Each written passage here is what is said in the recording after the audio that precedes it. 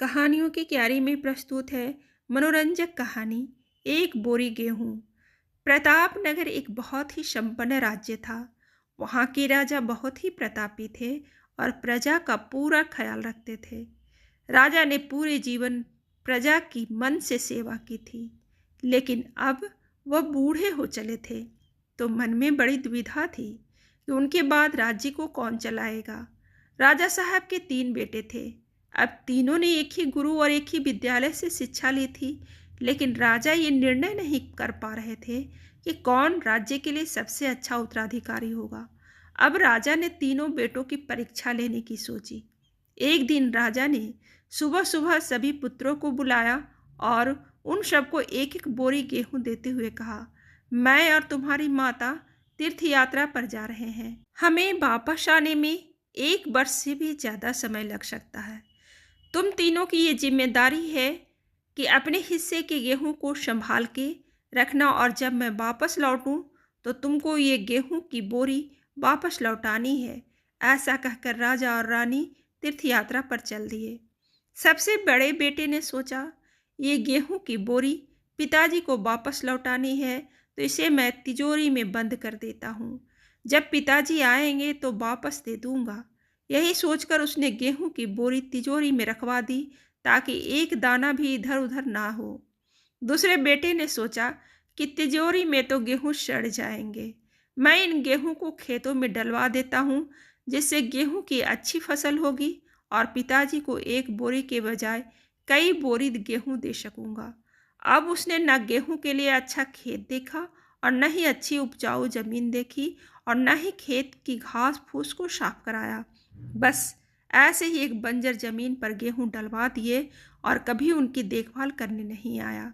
उसे लगा कि अब अपने आप फसल आ जाएगी। तीसरा बेटा ज़्यादा समझदार था। उसने अपने मित्र के साथ मिलकर एक अच्छा खेत देखा जो बहुत उपजाऊ था। फिर उसकी मिट्टी बदलवाई, वहाँ घास फूस की सफाई कराई और फिर विधि अनुसार गेहूं के दाने खेत में बो दिए। पूरी लगन और मेहनत से खेत की हिफाजत की, समय पर खाद पानी सब कुछ दिया।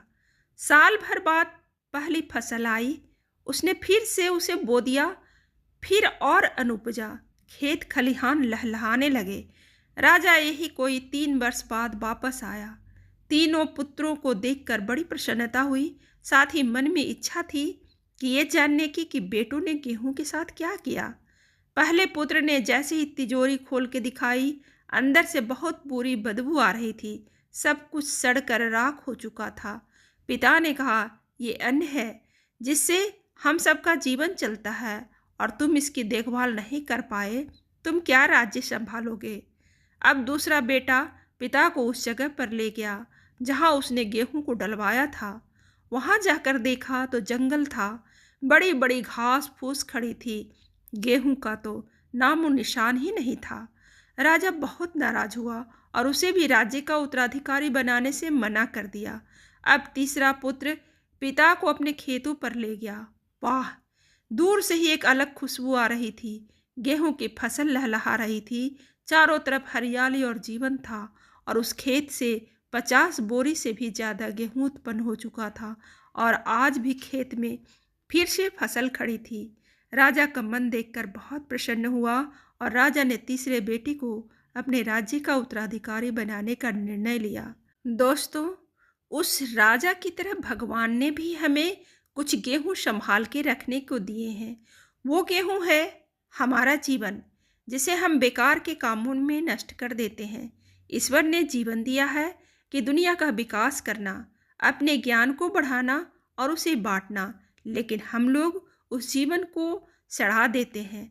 अंत समय जब ईश्वर पूछता है कि जीवन में क्या किया, तो जवाब होता है शून्य और कुछ नहीं।